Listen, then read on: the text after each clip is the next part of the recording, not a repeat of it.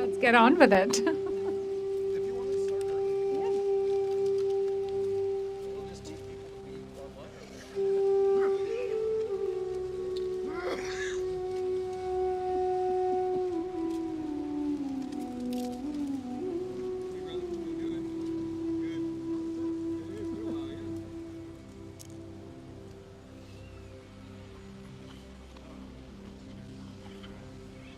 Oh.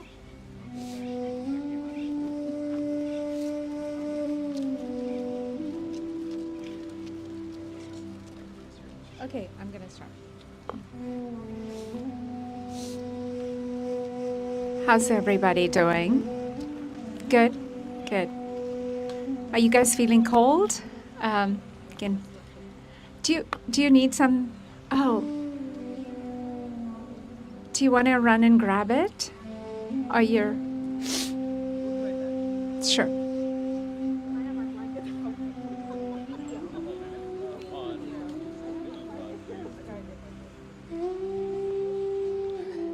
Yeah, I know.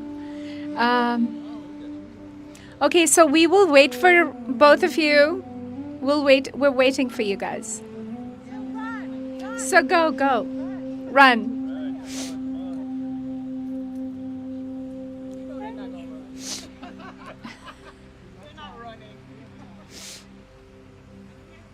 Welcome. Morning, morning. Come on here. We have 2 chairs.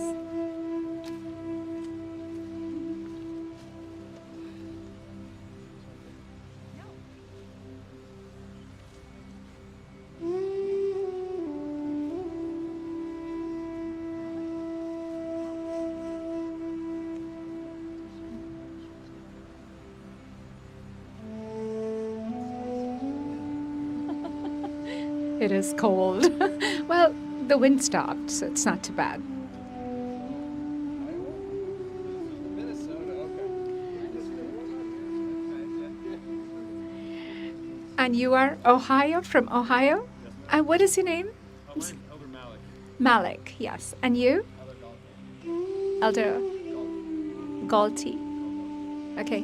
I'm sorry I forgot your name. I apologize. Even though we've met a few times and I sat next to you and it's wonderful. It was really nice seeing all of you guys and the whole congregation last week.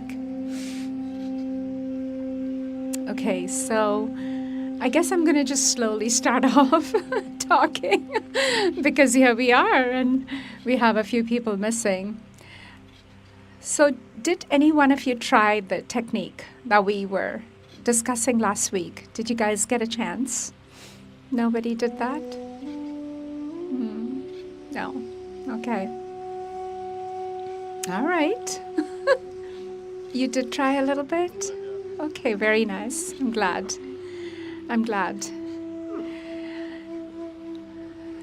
So this last month and these last few weeks, we have been discussing a very powerful subject. How can you make your 2026 count? What can you do? What could be your New Year resolution? And I've invited all of you to consider spiritual awakening to be your organizing principle. That if you put this in front and center of your life, everything else is going to organize around it. Is the music too loud?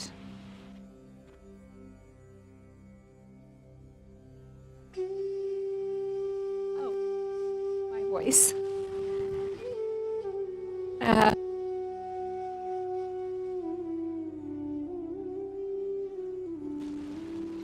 Oh, I need my voice back. Okay. Okay, sorry. Wow, my hat is gonna... And I have a bad hair day going on, so I need this to stick to me. Anyway.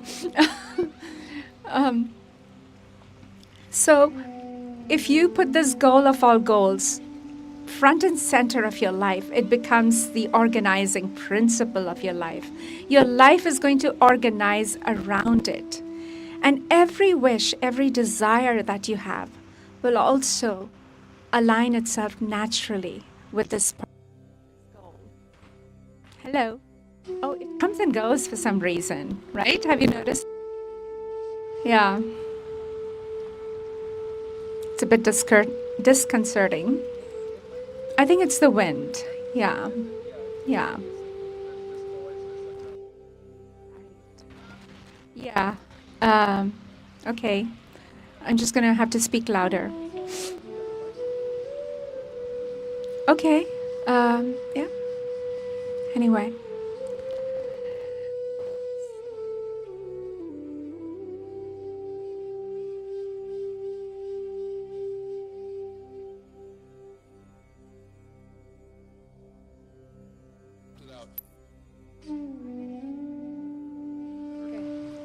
Hello. Yeah, this sounds good. Yay!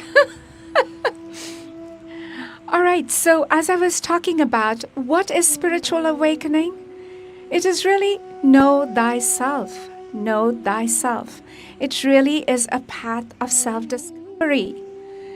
Are you this being that this world has told you, your clergy, your parents, your media? Are you this conditioned being, with belief systems? Or are you somebody more than that? So, this is really a quest into your inner landscape, finding out who you are. And that is the spiritual awakening. And they say it's a pearl beyond price. It's a pearl beyond price, really to know yourself, that you are divinity itself. You're made from that divinity. So to find that out, that quest, that is spiritual awakening, to go into self-discovery. So I want you to think of this visual with me. Think of yourself on this small boat, okay?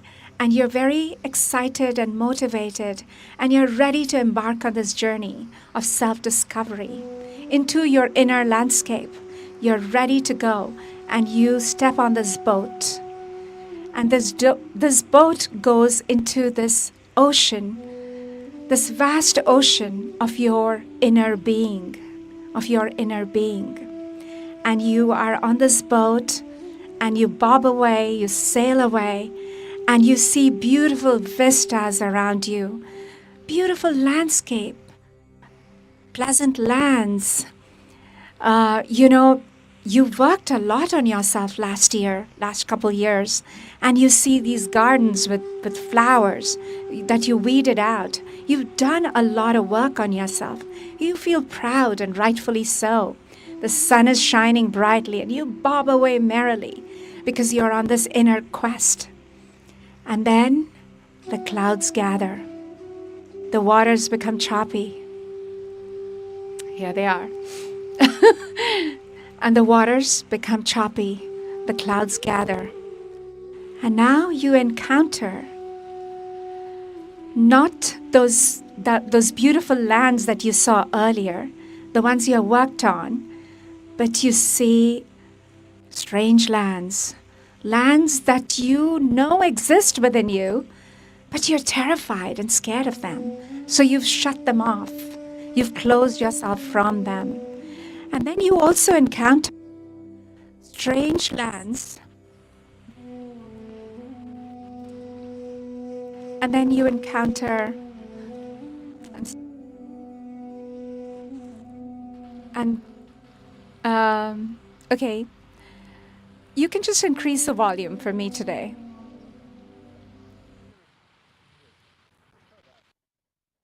Okay, all right. And then you also encounter strange lands that you didn't even know.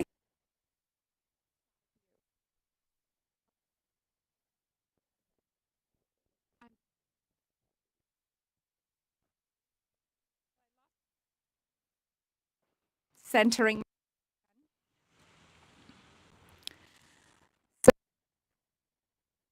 on this little boat in the vast ocean of our inner being. And as we encounter some pleasant land,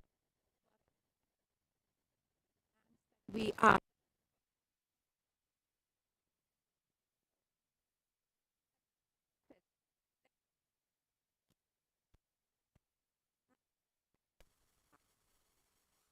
And a strange, scary.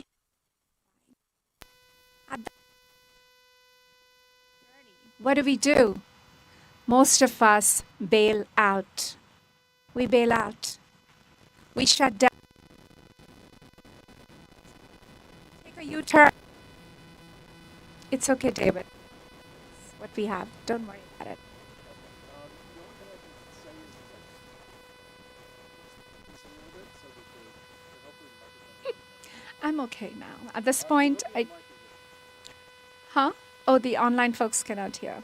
No. Oh, now can they hear? They sometimes hear me, sometimes don't, right? Okay, I'm facing the fountain today. And so, what do we do at that point? Most of us, the minute dark shadows start to surface on this journey, we bail out. We don't want to get out anymore. We say the practice isn't working. This is not for me. And we take a U turn. We want the sunshine, but we don't want the dark nights. We like who is all positive and beautiful, but we don't like who we are when things get rough. In fact, our self image also starts to crumble. We realize we're not as put together as we thought we were. And we don't like that. I mean, I used to think of myself as this golden girl that people liked. And then I went and became a kitchen manager in, in one of the retreats. Actually, I just wanted to be a server, in fairness. I just wanted to do that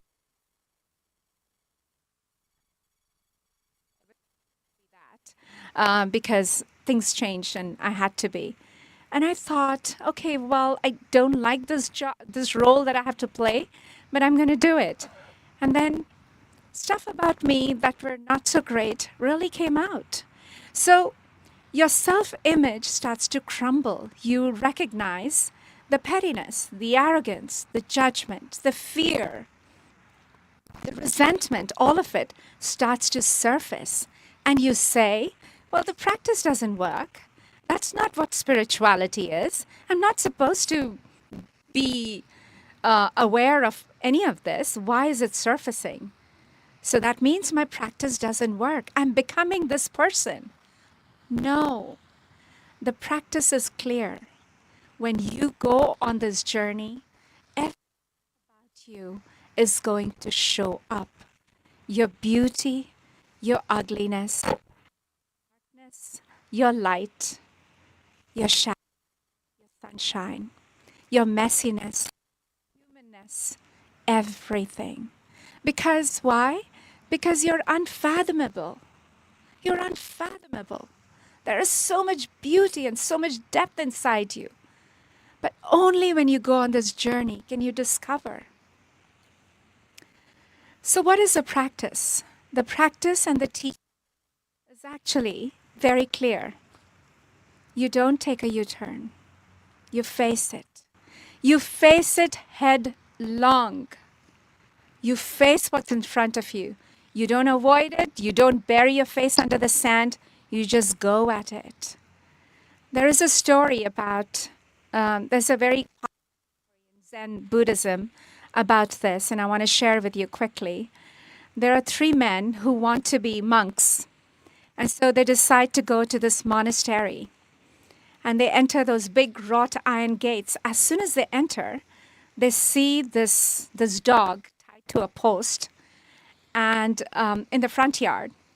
And the dog is coming loose almost. The dog is raging, very angry, snarling dog. And the dog is kind of coming loose from that weak rope that it's tied on. And so these three men, they hurriedly want to get to the door of the monastery because this dog is, any time could break loose. And true enough, the dog does break loose. And at that point, the dog starts charging at all three of them to attack them and to maybe bite them or whatever the dog wants to do.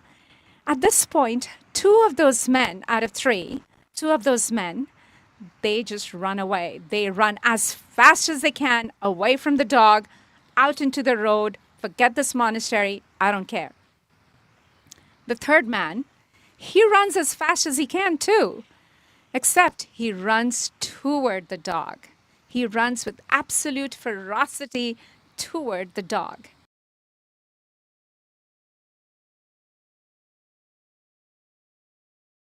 Gives him a friendly lick. I don't know. And this man enters the monastery, and the head monk says, "Welcome, you passed your first lesson." That was the lesson. How can you handle fear? Can you face it? Or do you run away from it? So that is the teaching. That is the practice. We face all of ourselves, not just our sunshine, but our shadows as well. That is the practice. We don't run away from anything that we encounter in our path. We face it and we learn to transform it, even transcend it. Or we just solution all the time. Go back to the fountain. Everything doesn't have to have a solution at that moment. So even if you're shaking, even if you feel groundless with your shadows coming up, you sit with them. Or you sit with them, or you learn to face them and thereby transcend them and transform them. I used to know a mountain climber, I think. He was a mountain connoisseur of sorts. He used to travel all kinds of crazy mountains, rock climbing, what have you. And so I asked him once, "Don't you feel fear?" And he said, "I'm very intimate with fear, but I do it anyways." That's the teaching. Yes, you face fear, but underneath fear, there is courage. Underneath all kinds of chaos in your life, there is certainly peace. Go after it. You can't run away from it. That is not the teaching. That is never the practice in any spiritual circle. You can't avoid it. You can't distract yourself. Oh, let me turn on Netflix. Let me pour a glass of wine. Let me get on the phone. Don't shut yourself down from the harder issues in your life. So I want to take a pause and ask you, what are you running from? What are the things that you're running from? What are the feelings that you're pushing down? What are the conversations that you're not having? What are they? Why are you having those conversations? Why are you not facing it all? Is it because your self-image crumbles? Is it because you don't like what you see in the mirror? Gorilla instead? I'm just giving an example. My example when I was the kitchen manager. But what I saw, no matter what angle I looked at myself, I still saw a gorilla. I just didn't see myself because all my pettiness, my judgment just came out. And so the path is you don't run away, because when you run away, you feed into its frenzy. You give it more power. But when you handle it, when you face it, you transcend it, you manage it. And so remember not one time, just a few weeks back, I mentioned that this path of self-discovery is your inner GPS. It's going to show you the way where to go. So this is the way. When you see these show up, they're like flags. Hey, your path is here. Go through me. No. Don't take the detour. The path is through me. Come, face me. There is growth here. There is courage. Learn to transcend your shadows not by avoiding them. Now, like I told you, is David, don't worry about it. Just relax, okay? That's my advice. So meditation is your training ground. It really is right now to face every aspect of you, all parts of yourself, your beauty, your ugliness, your light, your shadow, your messiness, your chaos, all of it. All of it. Meditation is your training ground. So today, when we practice meditation, it's going to be really simple. You're going to sit with your out breath. You don't even care anymore for your in breath. I mean, you do. The body does. But you don't worry about it. The body will take care of itself. Today, you just focus on your out breath. And as you sit and focus on your out breath, within seconds, you'll be gone. Some thought bubble is going to show up and is going to try to take you away. And then as soon as you remember, you label it, that thought. You say, thinking. Say that word, thinking. It doesn't matter if the thought is pleasant or unpleasant. It doesn't matter because thoughts are thoughts. And then you come right back and focus on your out breath. And in 2 seconds, you're gone again. Poof, you're gone again. And then there is another, maybe a happy thought. And you call that also thinking. And you come back. And then there is an unhappy thought. And then you label it again. Thinking. And you come back. That is your practice. You practice meditation not to become the best meditator, frankly. You practice meditation because it is the training ground for actual life. Because the only way to walk your talk, not only, but one of the most powerful ways to walk your talk is through meditation. So eventually, what do you realize when you keep doing this song and dance? There's a thought, and then you pull yourself back. There's a thought again. You realize these thoughts are just dreamy, wispy images. They're so random. They're so random. Yes, some thoughts are connected, but most of the times, a pleasant thought and a fearful thought, an insecure thought, a just blah thought. That's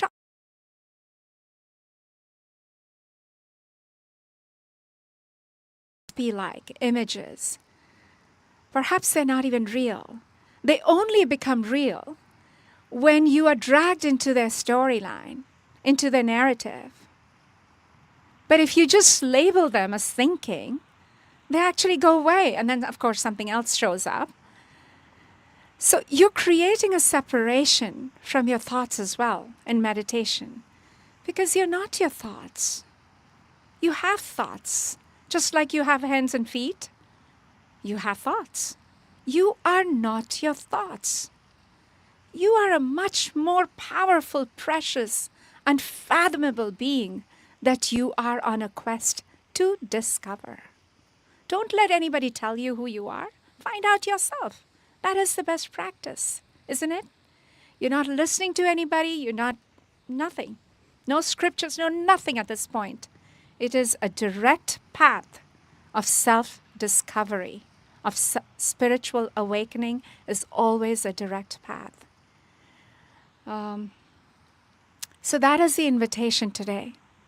You recognize that you're not your thoughts. The second thing that you're going to cultivate when you practice a meditation such as this is very revolutionary. I really find it because it's happening in me as I speak, not as I speak, but I'm in the progress of it. You build compassionate friendliness toward all your shadows, if you will. You acknowledge them because that is taking accountability for who you are, Yes, I need to do work on them, but you're not judgmental. You're not self-critical. Meditation gives you that compassion for yourself. So you build, in Buddhism, they call it Maitri. Maitri means friendly, being friendly. You build friendliness towards all your thoughts. Maybe they're nice, maybe they're not nice. This is who I am, and I'm working through it. So you build this non-judgmental attitude toward yourself, which is really amazing. So half of these things dissolve anyway. All of these shadows that when you face them, they dissolve just because you sent a compassionate breath to them. You let them show up without feeling that you need to judge them. And when you do this, it's amazing that you do the same for others as well. You see, that's the healing. You not only heal yourself, but you give space to others. And you're non-judgmental to them too. And why not? So not only you heal yourself, you activate healing in others. And that's a very spiritually awakened person. A person who's not denying that, who's not denying their humanness, their messiness, their imperfections. But they're working through them, through it all. They're facing it, bravely facing them, but they're not being critical of them as well.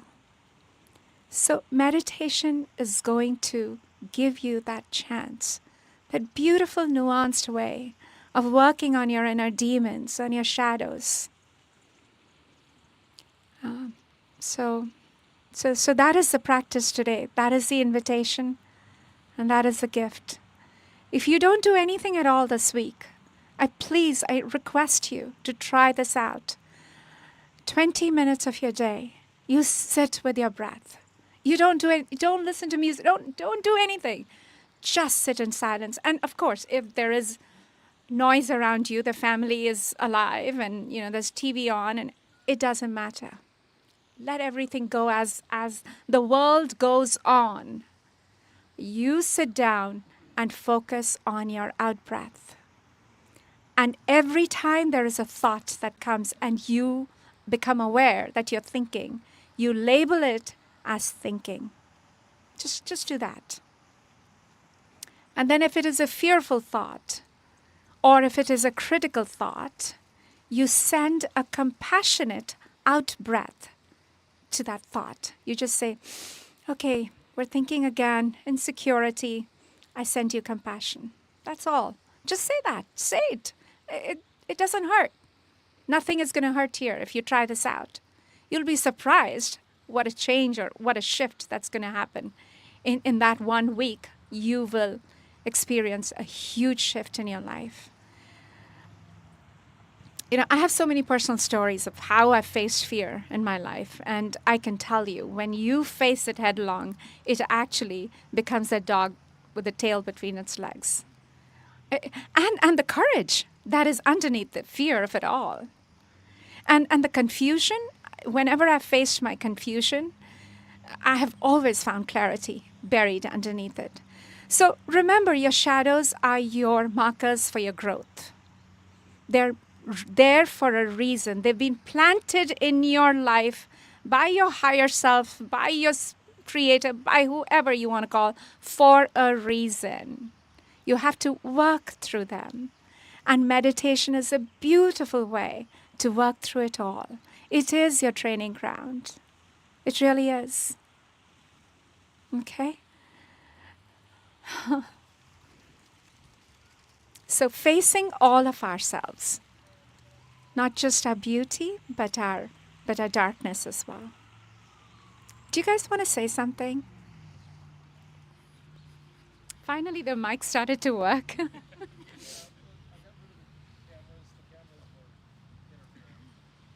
Okay.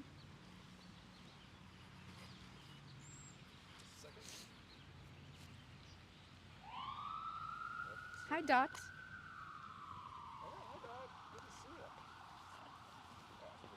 Test. Yep. So I guess people online are not able to hear. No, they're able to hear. They're just not. Now they're able to hear. Okay. Thank you for that. Okay.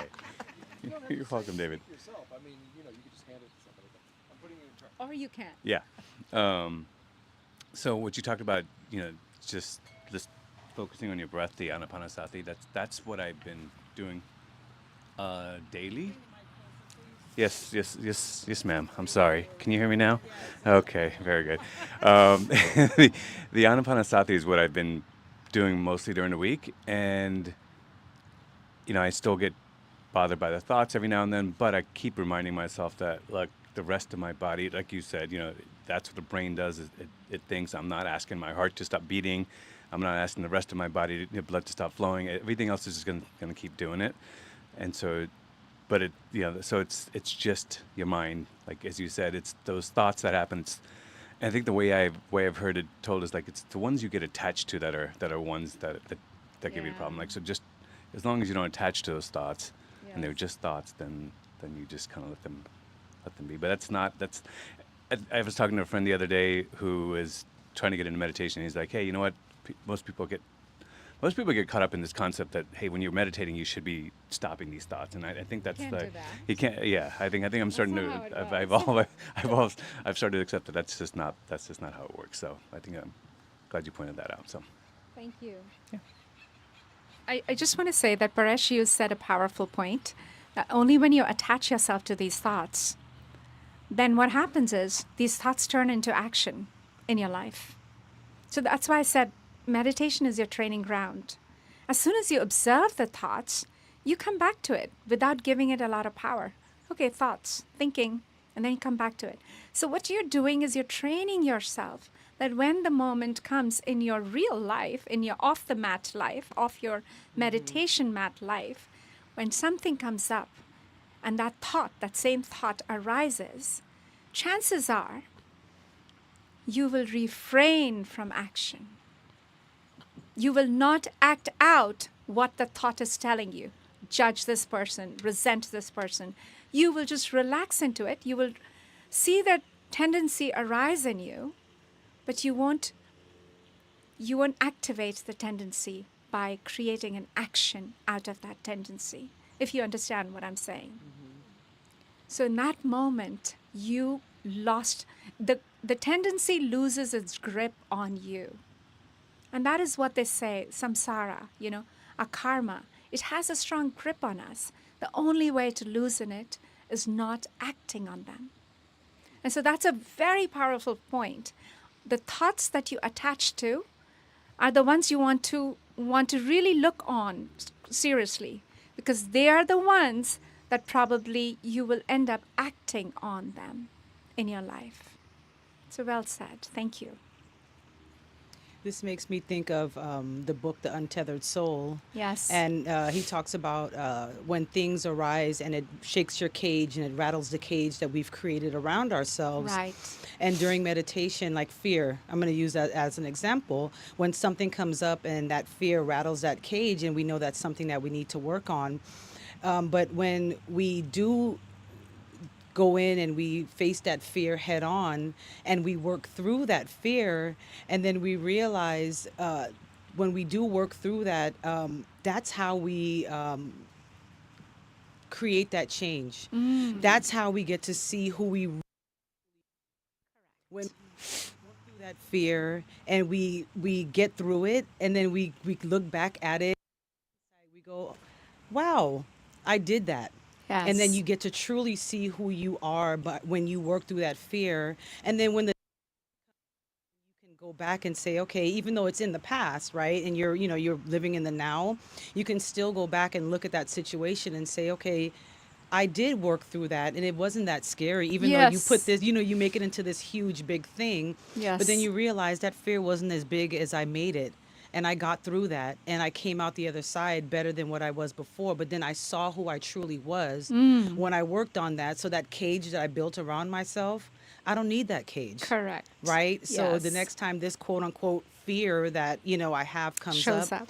I can work through that, and it's not as big as I thought I was. And then you just Very keep well. doing that practice over and over That's again. You get it. back on your mat, you That work through is that it. fear, and it's not as big as you thought. And then That's you it. use that for every other thing, whether it's fear, whether Everything. it's sadness, whatever it is, and you Everything. realize that you're so much stronger than you thought you were. Yes. So I that's love it. yeah. One of the very first person I learned meditation from was a Jewish Buddhist monk. I guess there's a whole group of them. They call themselves Jubus.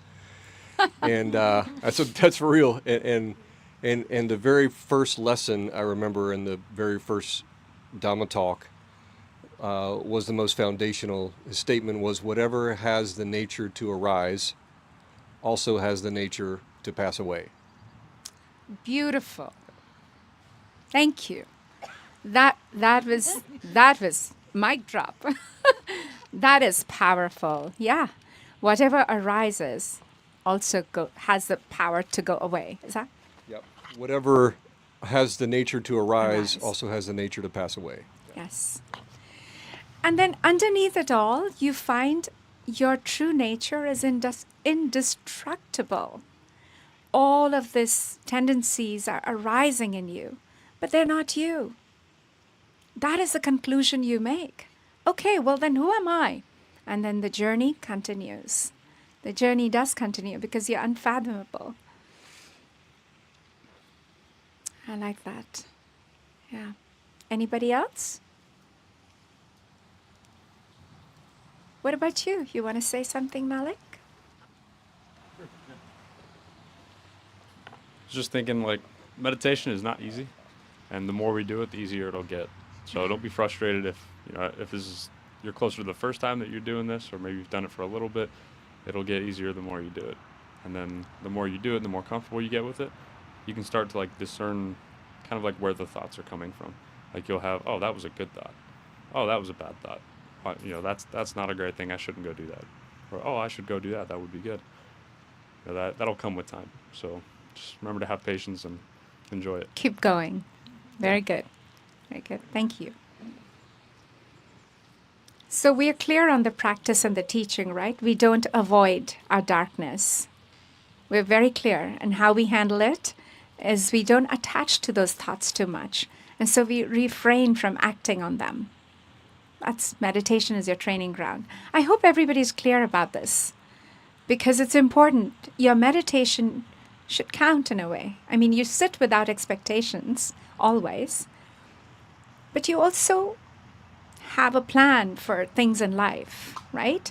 And so treat meditation as your training ground for real life.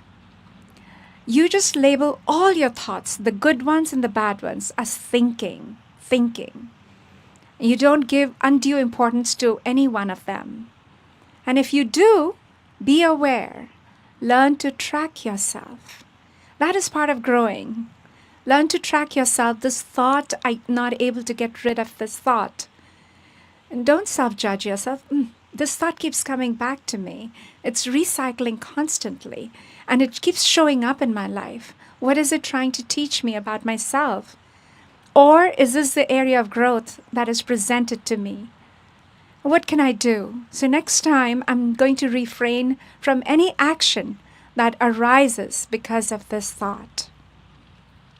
And then see, next time, does the thought weaken? Or does it still hold its grip on you? So do all this work. And so today we will do this powerful meditation where there's nothing to say, really. You and your thoughts. You and your thoughts. And your out-breath. You, your out-breath, and your thoughts. Let's go.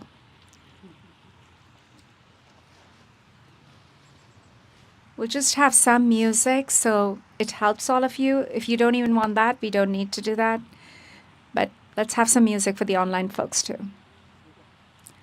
Okay, so, one second.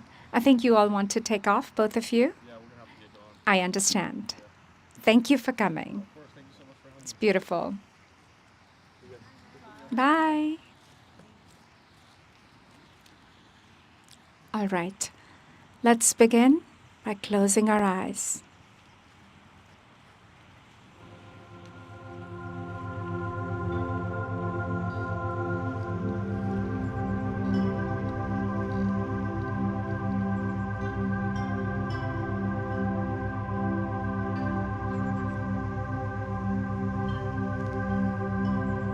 Your out breath and you.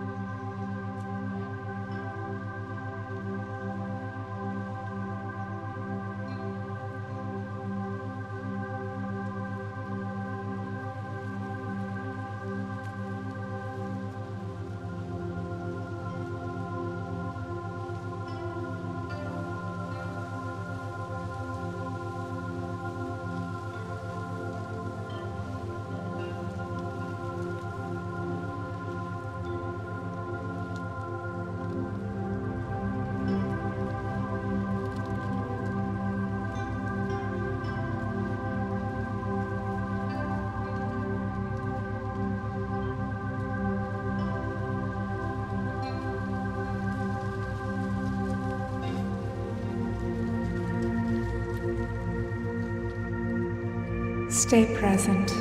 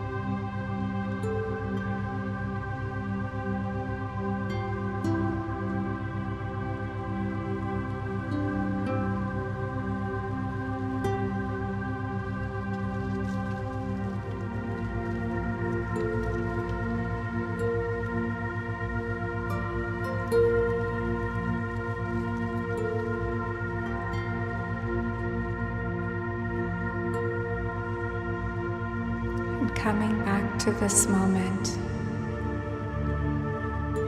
sending healing love and light to yourself.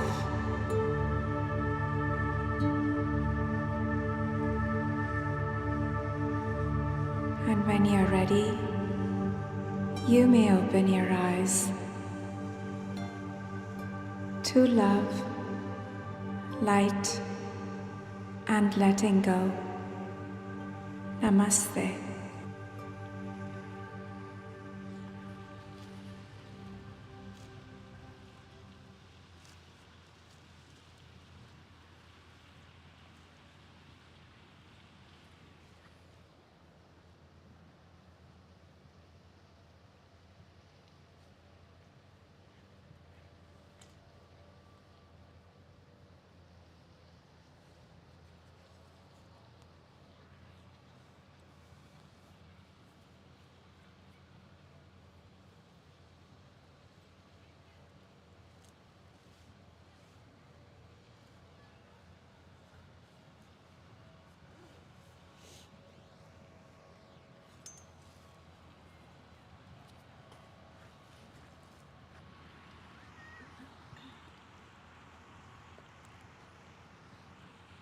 Wonderful, everybody. That was great.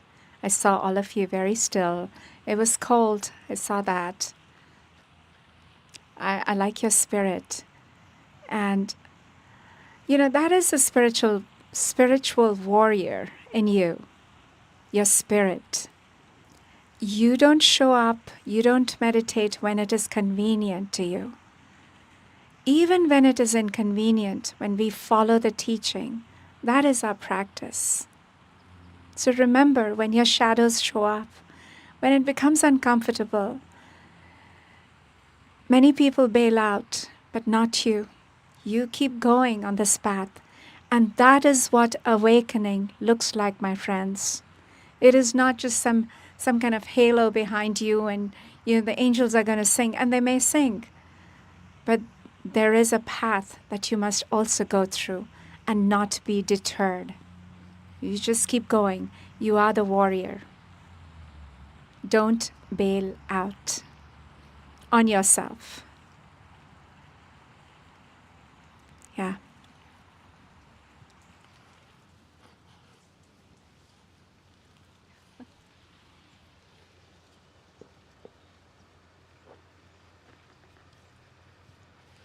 It is a profound adventure, isn't it? It's a bit of a journey. There is no journey quite like your own journey, your self journey into self. There's no journey quite like that. Like I said, there is sunshine, there's beauty, there's all kinds of stuff happening inside you. It is simple, but it's not easy, if that's a word. Yeah. I'm done.